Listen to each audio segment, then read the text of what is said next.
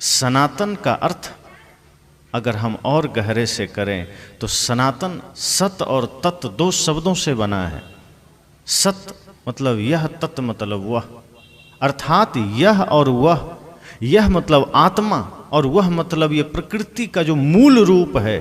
जैसे शरीर तो बदल गया, पर शरीर जिन तत्वों से बना है वो नहीं बदलता। शरीर किससे बना है? मिट्टी, पानी, आग, हवा। मिट्टी कभी बदलती है क्या? शरीर परिवर्तित हो रहा है अनादिकाल से, सदैव से बदलते आ रहा है, लेकिन शरीर का जो मूल गुण धर्म है वो कभी नहीं बदल सकता। जैसे मिट्टी का धर्म है कठोर होना, वो कठोर है, सदा से है। वायु का धर्म कोमलता है, उसमें कोमलता रहेगी। जल का धर्म शीतलता है, रहेगी। अग्नि का धर्म उष्णता है, वो रहेगी। कहीं आग लग जाए और आप सोचिए कि जल में अगर शीतलता है तो हम प्रयोग करते हैं। कहीं आग लगी हो और जल को, पानी को आप खूब तेज गर्म कर दीजिए 100 डिग्री तापमान पर। अब सोचिए कि पानी तो आग की तरह हो गया है, ये जल रहा है, उसमें हाथ नहीं डाल सकते, फिर भी उस उबलते हुए पानी को आग में डालिए, आग बुझ जाएगी, क्योंकि उसका बाहरी स्वरूप गर्म हुआ है, मूल में वो शीतल है, इसलिए आग को बुझा देता है। अगर वो गर्म हो जाए, उसकी प्रकृति गर्म हो जाए, तो गर्म पानी से कभी आग बुझेगी नहीं, वो और लग जाएगी। लेकिन यदि आग बुझ रही है, इसका मतलब है पानी का जो मूल धर्म है वो नहीं बदलता।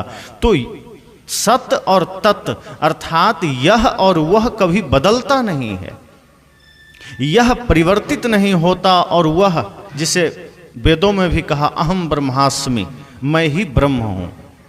तो मैं ही ब्रह्म हूं का मतलब ये आत्मा ब्रह्म है। लोगों ने कहा फिर हम लोग कौन हैं? तो ऋषि ने कहा तत्त्वमसि, तुम भी वही हो, तुम भी ब्रह्म से भिन्न नहीं हो। मैं भी ब्रह्म हूं, तुम भी ब्रह्म हो, और ये शाश्वत है, ये सनातन है, ये कभी बदलता नहीं है। जो बदलता है वो सिर्फ जड़ पदार्थ है, उसका स्वरूप बदलता है। आप बाहर जो कुछ भी देख रहे हैं उसमें परिवर्तन हो रहा है, उसमें क्रिया हो रही है, पर जीव नित्य है, जीव अखंड है। अजर हम अमर हम अखंडम अनुपम, यह आत्मा अजर अमर अखंड है। इसे कृष्ण भी गीता में कहते हैं, नैनन छिंदन्ति शस्त्राणि नैनन दहति पावक, न चैनम कलिदयन्त्यापो न शोषयति मारुता। कि ये आत्मा अजर अमर अविनाशी अखंड है, इसे न शस्त्र काटेंगे, न पानी बहाएंगे, न अग्नि जला सकती है, न धरती अपने में मिला सकती है। तो वो तत्व आत्मा है, और आत्मा सनातन है। बहुत भ्रांतियां आज सनातन को लेकर है कि लोग सनातन के अर्थ का अनर्थ कर रहे हैं। इसका हम बड़ी गहराई से विवेचना करेंगे। सनातन, मैंने कहा सत और तत् अर्थात यह और वह, अर्थात मैं भी ब्रह्म, आप भी ब्रह्म। इस शरीर परिवर्तनशील है, लेकिन मूल द्रव्य इसका भी सत्य है। तो जो था, जो है और जो आगे रहेगा वो सनातन है, जो कभी मिट नहीं सकता। जो शाश्वत है वो सनातन है, जो कभी मिटेगा नहीं। वो क्या है? आत्मा। आत्मा सदा से है, सदा रहेगी, ये कभी मिटेगी नहीं, ये सनातन है। अब प्रश्न उठता है, फिर सनातनी कौन है? इस आत्मा को ऋषियों ने सनातन कहा है, और कहीं कहीं शास्त्रों में ब्रह्म की जो कल्पना है उसमें ब्रह्म को सनातन कहा है, कि परमात्मा सनातन है और ये आत्मा भी सनातन है। जबकि सदगुरु कबीर ने आत्मा को ही परमात्मा कहा, कि अर्थात यह आत्मा सनातन है, शाश्वत है, इसमें कोई परिवर्तन नहीं हो सकता। माया और अविद्या के कारण पर्दे में आत्मा तमाम दुख भोगता है, तमाम बुरे संस्कारों में पड़ता है। लेकिन ज्ञान के द्वारा जब यह आत्मा अपने सारे अविद्या के पर्दे हटा देता है, वासना मिटा देता है, तो यही आत्मा परमात्मा बन जाता है, कोई अलग परमात्मा नहीं। जैसे एक साधारण छात्र है, पढ़ता है, वो छात्र है, लेकिन पढ़ने के बाद उसका जॉब लग गया, नौकरी लग गई और वो प्रिंसिपल बन गया, प्रोफेसर बन गया। कुछ दिन पहले कोई आदमी गया विद्यालय और कोई राम नाम का छात्र था, कि कोई राम है जो छात्र रूप में पढ़ रहा था। वो गया, कहा राम कहाँ है? लोगों ने कहा ये राम रहा, ले जाओ, कोई काम है तो मिल लो। लेकिन वही राम पढ़ते पढ़ते अब उसी विद्यालय में प्रोफेसर हो गया। अब 10 साल बाद वो आदमी दोबारा गया, कहा राम नाम का छात्र से हम मिलने आए हैं। अब सब लोग हड़बड़ा गए, कहे राम नाम का छात्र कोई है ही नहीं। करने ने 10 साल पहले हम आए थे। कहे हाँ राम नाम का प्रोफेसर है, मिल लो।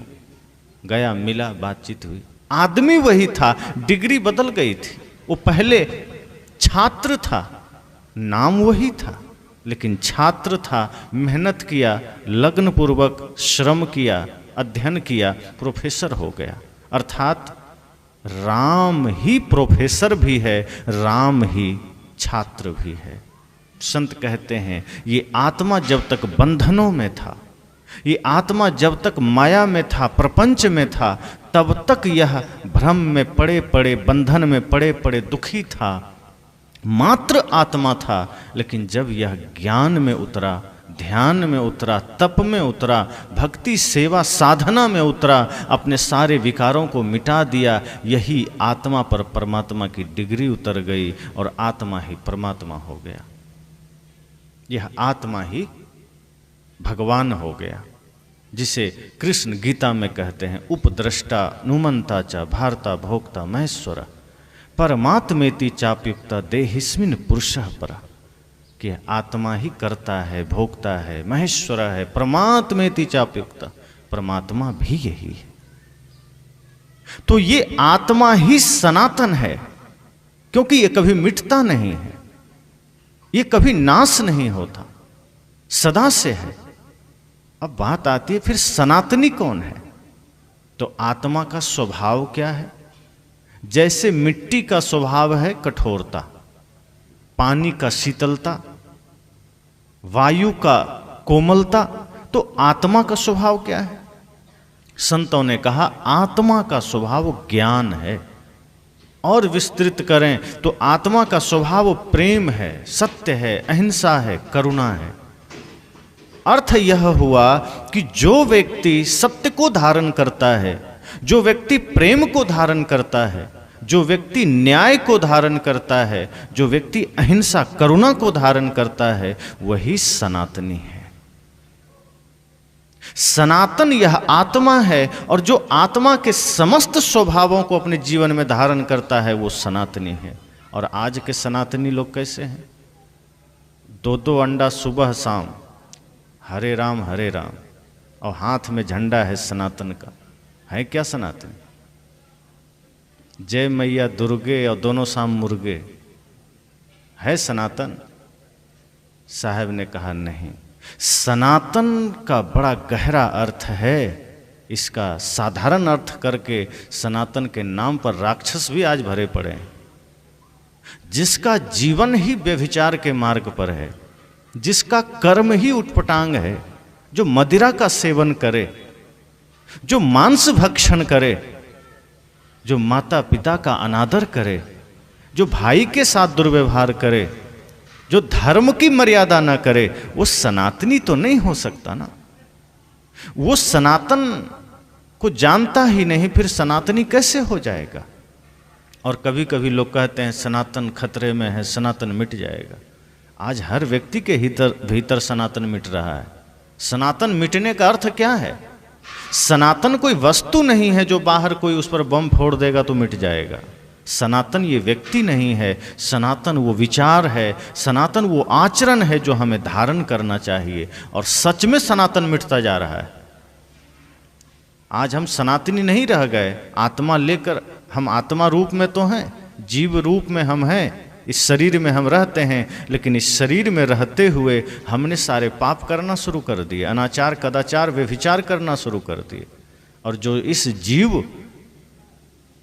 कि महत्ता को न समझे, जो अपनी श्रेष्ठता को न समझे, जो अपने ही महत्व को न समझे, जो अपने पथ से भ्रष्ट हो जाए, वो सनातनी काहे का। तो सनातनी वो है जो धर्म को धारण करता है, जो प्रेम को धारण करता है, जो करुणा सत्य को धारण करता है, और जो इससे विमुख चल रहा है वो सनातनी नहीं हो सकता। और सनातनी मिट रहा है हमारे हृदय से। आज हम आचार छोड़ दिए, अर्थात आचरण, शुद्ध आचरण हम नहीं कर पाते। आज हमारा व्यवहार बदल गया, हमारा विचार बदल गया, हमारी वाणी अपवित्र हो गई। मुख से वाणी निकलती है तो कर्कश वाणी है। बाहर सजावटें हम कर लेते हैं, शरीर को हम डेकोरेशन में डाल देते हैं। आज जगह जगह ब्यूटी पार्लर है, स्त्रियों के लिए भी पुरुषों के लिए भी। लोग देखते हैं थोड़ा चमक दमक शरीर पर चाहिए तो ब्यूटी पार्लर चले गए। अब बाहर से तो वहाँ साज सज्जा कर दिया गया, लेकिन हम अपनी वाणी को पवित्र नहीं करते तो मुख से गंदगी ही निकलती। बाहर साधारण भी ठीक है, बाहर का रंग रूप प्रकृति ने जो दिया है वो पर्याप्त है। अगर आपको विस्तृत करना है, आपको कुछ सुधार करना है, तो भीतर अपनी वाणी में करिए, अपने विचार में करिए। और जिसका विचार, जिसकी वाणी सुंदर हो जाती है, फिर वो तीनों लोकों में सदा सुंदर माना जाता है। ब्यूटी पार्लर की सुंदरता आधे घंटे टिकेगी, ब्यूटी पार्लर की खूबसूरती ज़्यादा से ज़्यादा 1 घंटे टिकेगी, लेकिन आचरण की सुंदरता युगों युगों तक नहीं मिटेगी। माता सबरी ने जिस सुंदरता को धारण किया था, माता सीता ने जिस सुंदरता को धारण किया था, मीराबाई ने जिस सुंदरता को धारण किया, मिटा है? आज भी उनकी सौंदर्य है, और वो सौंदर्य शरीर का नहीं, वो सौंदर्य आत्मा का है, वो सौंदर्य ज्ञान का है, वो सौंदर्य उनके व्यक्तित्व का है, उनके विचारों का है। तो सनातनी वो है जो इस अध्यात्म के सौंदर्य को धारण करता है। बाहर से साज सज्जा नहीं चाहिए। आज हमारा धर्म भी ऐसा ही है, बाहर हम सब कुछ कर लेते हैं, पर भीतर जहाँ मूल हमारा विचार है, जहाँ हमारा मन है, वो गंदा है। उसमें कोई सुधार नहीं, कोई परिवर्तन नहीं। उसमें हम उसी निशाचर के मार्ग पर चल रहे हैं। जैसे पहले राक्षस होते थे, वो मांसाहार करते थे, धर्म का विरोध करते थे, यज्ञ का विध्वंस कर देते थे, भ्रष्टाचार करते थे, नारियों पर कुदृष्टि करता था, जीवों को सताता था, परिवार में सब एक दूसरे को मारपीट करता था, जुआ खेलता था, सारे गलत आचरण करता था। इसलिए हमने उसको राक्षस कह दिया। आज यही काम कोई कर रहा है, वो सनातनी कैसे हो गए? आज वही काम करने वाला आदमी राक्षस है कि नहीं? अगर कोई मांस खा रहा है, कोई आदमी दारू पी रहा है, कोई आदमी जुआ खेल रहा है, कोई अपनी पत्नी के साथ बुरा व्यवहार कर रहा है, कोई माँ का अपमान कर रहा है, कोई धर्म का विरोध कर रहा है, वो सनातनी है? वही राक्षस है, वही निशाचर है। पहले हम कल्पना करते हैं, पहले के राक्षस बड़े बड़े होते थे, 10-10 फीट के। रावण बड़ा सा था, कंस बड़ा था, हिरण्यकश्यपु हिरण्याक्ष बड़ा बड़ा था, बहुत से असुर थे, सब लंबा चौड़ा, सबके नाखून बड़े बड़े। ये प्रतीक मात्र हैं, सब हमारे आपके जैसे, थोड़ा मोड़ा हाइट ज़्यादा रही होगी, क्योंकि आज भी बहुत ऐसे क्षेत्र हैं भारत में भी और अफ्रीका आदि देशों में जहाँ पुरुषों की हाइट कहीं कहीं 6-7 फीट की है, कोई कोई 8 फीट का भी है। तो हो सकता है हाइट का अंतर रहा हो, पर जैसा दिखाया जाता है टीवी में वैसा नहीं होगा। वस्तुतः स्वरूप हमारा बिगड़ा हुआ था। जब व्यक्ति का स्वरूप विभत्स हो जाता है, क्रूर हो जाता है, तो उसका प्रतीक भी वैसा ही तैयार किया जाता है। जैसे कोई व्यक्ति राक्षसी प्रवृत्ति का है, तो उसका चित्र जब बनता है तो उसको ऐसा दर्शाया जाता है कि चित्र देख के जान लो। अगर चित्र में नहीं दर्शाएंगे तो कैसे जानेंगे? जैसे कोई आदमी, साधारण आदमी का फोटो ले ले तो फोटो में पता चलेगा ये चोर है कि महात्मा है। लेकिन अगर किसी को ये दर्शाना हो कि ये चोर है, तो उसके चित्र में ऐसा बनावट किया जाएगा ताकि वो देख के ही लगे चोर है। इसलिए जो गलत काम पहले करते थे, जो बुरे मार्ग पर चलते थे, उनका वैसा ही छवि शास्त्रों में वर्णन किया गया कि उनका शरीर ऐसा था, इतना लंबा, इतना चौड़ा, इतने नाखून, इतने बड़े बड़े दांत, और हमेशा हंसते रहना। एक ही प्लस पॉइंट था राक्षसों में कि हमेशा हंसते थे, रोते कभी नहीं थे। किसी भी बात पर वो हंसते थे, खुश रहते थे। लेकिन इसके अलावा सारी कमियां थी। आज हमारे पास क्या है, यही हम नहीं सीख पाए। राक्षसों से अगर कुछ सीखने जैसा है तो सिर्फ हंसी सीखने की है कि आप हंसिए। लेकिन आज आदमी रोता है और काम सब राक्षसों वाला करता है, पर आदमी रोता है। तो सीखना है तो सिर्फ हंसी सीखिए। तो जो आदमी अपने आप को सनातनी कहता है वो सनातनी है ही नहीं। सनातनी वो है जिसके हृदय में करुणा है। सनातनी वो है जिसके हृदय में प्रेम है। सनातनी वो है जो राष्ट्र के लिए सदैव समर्पित है। सनातनी वो है जो माता पिता गुरु का भक्त है। अब ये आचरण जिसके अंदर है वो सनातनी है, जिसमें नहीं है वो नहीं है। लेकिन आज सारी लड़ाइयाँ, एक वर्ग ऐसा खड़ा हो गया जो दूसरे वर्ग को विद्रोही मानता है। बहुत से लोग हम लोगों को भी कहते हैं कि आप जितने भी कबीरपंथी हैं सब आप लोग सनातन के विरोधी हैं। मैंने कहा सदगुरु कबीर पहली बात तो सनातन का हमें अर्थ समझना चाहिए, और सदगुरु कबीर सनातन विरोधी नहीं है। सदगुरु कबीर ने कभी चांद सूर्य तारे नक्षत्र का विरोध नहीं किया। सदगुरु कबीर ने कभी आत्मा का विरोध नहीं किया। सदगुरु कबीर ने कभी सत्य अहिंसा प्रेम करुणा दया क्षमा का विरोध नहीं किया। और यही सनातन है। और इसके विपरीत जो छल कपट निंदा ईर्ष्या द्वेष जातिवाद का विरोध किया, उस सनातन का कोई मतलब ही नहीं है। अगर किसी के मन में जातिवाद है, साहब ने उसका विरोध किया, तो सनातन का विरोध कैसे हो गया? कोई आदमी संप्रदायवाद को लेकर खड़ा है, कोई आदमी राम के नाम पर आडंबर कर रहा है, साहब ने आडंबर का विरोध किया, राम का नहीं किया, सनातन का विरोध नहीं किया। सच्चे अर्थों में सदगुरु कबीर सनातन के सच्चे पुरोधा हैं, समर्थक। सनातन मतलब जो सत्य है, और सत्य को तो साहब ने स्वीकारा है। साहब ने झूठ को नकारा है कि सनातन के नाम पर जो झूठ फैलाया जा रहा है, जो कुरीतियां समाज में परोसी जा रही है, जो गलत आचरण समाज में डाला जा रहा है, साहब ने कहा सनातन के नाम पर यह पाप है, सनातन के नाम पर यह बहुत बड़ा अन्याय है, अपराध है। सनातन की चर्चा होती गई, सनातन के झंडे उठाए गए, सनातन के नाम पर गुणगान किए गए, लेकिन आचरण में कहाँ उतरा? अगर सच में सब लोग सनातनी हो जाएं तो ये धरती का सौभाग्य होगा। सनातनी बनिए तो सही। हम सनातनी बनते कहाँ हैं? हम सनातनी आचरण से नहीं होना चाहते, हम सनातनी सिर्फ बाहर बाहर होना चाहते हैं। हम सोचते हैं बाहर से लेबल लग जाए, भीतर चाहे कुछ भी हो। और साहब कबीर कहते हैं नहीं, लेबल बस नहीं चाहिए, सब कुछ साफ सुथरा चाहिए। जैसे कहीं कचड़े की ढेर हो, तो जो आज के जो तथाकथित सनातनी हैं वो ये चाहते हैं कि कचड़े के ढेर पर सफ़ेद चादर बिछा दीजिए, साफ़ करने की ज़रूरत नहीं है, बाहर से दिखना चाहिए साफ़ है, लेकिन जब आप वहाँ बैठेंगे तो अंदर से गंध आते रहेगा, क्योंकि अंदर कचड़ा है। और साहब कबीर कहते हैं नहीं, अगर सच में सनातनी बनना है तो पहले नीचे का सारा गंदगी कचड़ा हटाना पड़ेगा, साबुन सरफ से धोना पड़ेगा, लीप पोत कर तब चादर बिछाओ, ताकि नीचे से भी शुद्धता और ऊपर से भी शुद्धता रहे। तो सच्चे सनातनी कौन हुए? सदगुरु कबीर हैं। इसलिए सनातन का नाम ले ले करके आज लोगों ने बड़ा बीच में दीवारें खड़ी किया है, और दोनों तरफ से समस्याएं आई।